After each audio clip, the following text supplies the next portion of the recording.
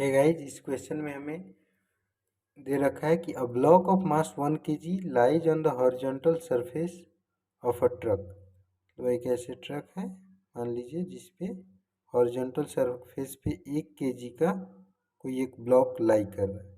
उसके बाद में दे रखा है कि इस ब्लॉक और इस ट्रक के सरफेस के बीच में जो आपका कोएफिशिएंट ऑफ स्टैटिक फ्रिक्शन है वो म्यू इज इक्वल टू 0.6 है। उसके बाद दे रखा है कि if the truck is moving with an acceleration of 5 metre per second square. तो मान लीजिए ट्रक है, ऐसे मूव कर रहा है 5 मीटर पर सेकेंड स्क्वायर से। तो पूछ रहा है the friction force acting on the block will be. तो फ्रिक्शन फोर्स कितना लगेगा इस वाले ब्लॉक पे, फ्रिक्शन फोर्स कितना होगा।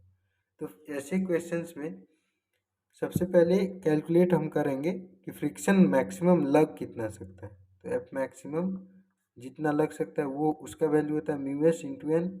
तो 0.6 इंटू नॉर्मल रिएक्शन कैसे निकालेंगे, इसका एफ बी डी बना देंगे 1 kg।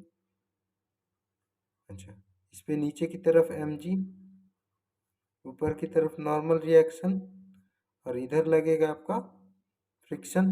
तभी तो ये ब्लॉक आगे बढ़ पा रहा है इस ट्रक के साथ में, फ्रिक्शन लग रहा है इसीलिए। Normal reaction is equal to M G आ जाएगा। तो एम जी बस 0.6 इंटू एम का वैल्यू है 1 इंटू जी का वैल्यू अगर हम 9.8 लें या फिर 10 लें तो बस इतना आया आपका न्यूटन। लेकिन ये आपका मैक्सिमम वैल्यू है, तो क्या ये जरूरी है कि यही फ्रिक्शन उसमें लगेगा? नहीं। तो इस वाले अब हम इस वाले ट्रक के रेफरेंस में चले जाएं अगर हम, तो देखेंगे कि हम ब्लॉक स्यूडो फोर्स वाले कॉन्सेप्ट से अगर हम क्वेश्चन को करें तो ये वाले ब्लॉक पे अगर हम पीछे की तरफ स्यूडो फोर्स 1 इंटू ए, मतलब स्यूडो फोर्स एम ए होता है, तो 1 इसका मास है into the acceleration of the system 5।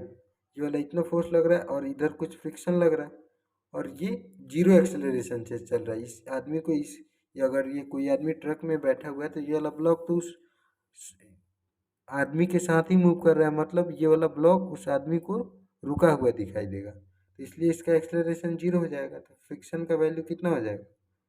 5 Newton. तो इतना रिक्वायर्ड है और मैक्सिमम से ये कम है। 5 न्यूटन तो इससे कम है, तो फ्रिक्शन का वैल्यू मैक्सिमम कितना लगेगा यहाँ पर?